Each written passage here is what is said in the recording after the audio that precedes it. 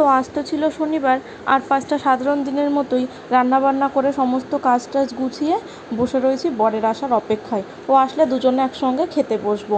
তো 1:30টার সময় ফোন করে বর বলছে যে আজ না আসতে পারবো না, আজ খুবই কাজের প্রেশার, তুমি একটু টিফিনে করে আমাকে খাবারটা পৌঁছে দিয়ে যাও না। তো আমি ওর কথা মতো টিফিন প্যাক করতে বসবো, তখনই আবার একবার ফোন করছে। ফোন করে বলছে আমার সঙ্গে না আমার একটা বন্ধুও খাবে বলছে, তো তুমি না দুজনের ভাতটাই প্যাক করে দাও। তো আমার কাছে তো একটাই টিফিন, দুটো টিফিন নেই, এই জন্য আমি ওই আইসক্রিমের ডিব্বাগুলোতে ভাতগুলো দিয়ে দিয়েছি। তো যাই হোক, আজকে কী কী রান্না করেছিলাম বলে দিই। করেছিলাম ভাত, সয়াবিনের তরকারি, আলু ভাজা আর আমের চাটনি। আমের চাটনি না একটু বেশি করে টক করে করেছিলাম, চিনিটা কম দিয়েছিলাম। এটা না গরমের সময় খেতে খুবই ভালো লাগে।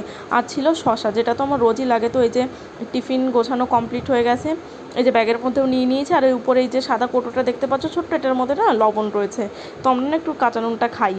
তো যাই হোক, এই যে বেরিয়ে পড়েছি গুছিয়ে। আর আজ না প্রচণ্ড রোদ উঠেছে, এত রোদ কী যে কষ্ট হচ্ছিল যেতে, তো কী আর করা যাবে, এই যে চলে এসেছি। তো এই যে অফিসের সামনে, কোম্পানিটার সামনে আমি দাঁড়িয়ে রয়েছি। তো ওই পাশে যে লাল লাল গেটগুলো দেখতে পেলে, ওর ওই পাশে তো আমাকে যেতে দেবে না, ওই জন্য আমি এপাশে ছাওয়ায় দাঁড়িয়েছিলাম। তো বাড়ি এসে আমিও খেতে বসে পড়েছি। তো তোমরা কী খেলে জানিও।